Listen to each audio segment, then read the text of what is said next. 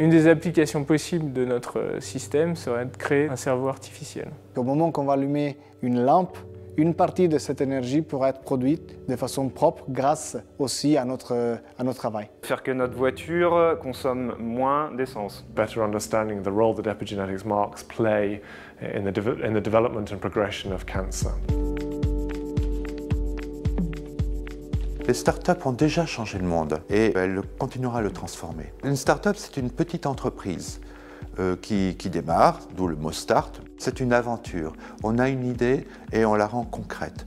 La start-up est vraiment l'outil qui permet de faire sortir une invention scientifique du laboratoire pour la transformer en quelque chose de concret. C'est vraiment dans les start-up qu'est faite l'innovation. Les grands groupes industriels n'ont pas l'agilité et le dynamisme des start-up pour pouvoir réaliser ce genre d'innovation parce que ce sera trop risqué. Le nom de notre start-up, c'est Switch Energy. C'est une start-up qui travaille dans le domaine de la conversion d'énergie propre et renouvelable, et en particulier dans la conversion de l'énergie qui vient du mélange de l'eau de mer avec de l'eau de rivière. DNA is the code of life, and so you can think of this code as being like the letters of an alphabet, and there is a system of punctuation in our genetic code, and this punctuation system is known as the epigenetic world. So then the technology that we're developing has the capability to read both our genetic sequence and also our epigenetic modifications.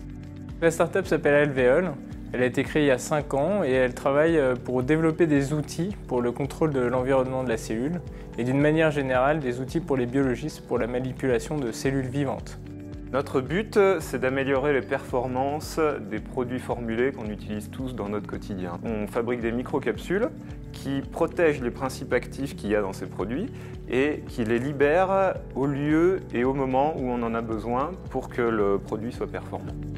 Une entreprise classique commence à exister en même temps qu'elle commence à faire de l'argent et obtient des revenus. La différence avec la start-up, c'est qu'elle démarre et elle démarre pour gagner de l'argent un jour.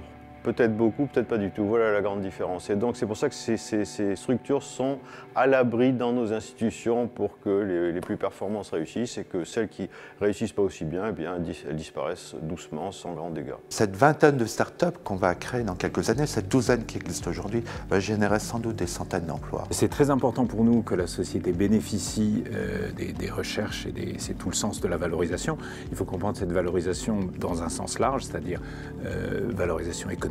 On crée des startups qui créent des emplois, qui créent de la richesse. On exploite des résultats, parfois en partenariat avec des industriels, qui ont un impact sociétal en médecine ou dans d'autres domaines, énergie, transport, que sais-je. Là où on détecte un potentiel d'innovation et en particulier d'innovation de rupture, on accompagne les chercheurs dans la création de startups basées sur ces résultats. On les soutient, on est associé à leur succès futur qu'on espère et on partage avec eux le risque de cette entreprise.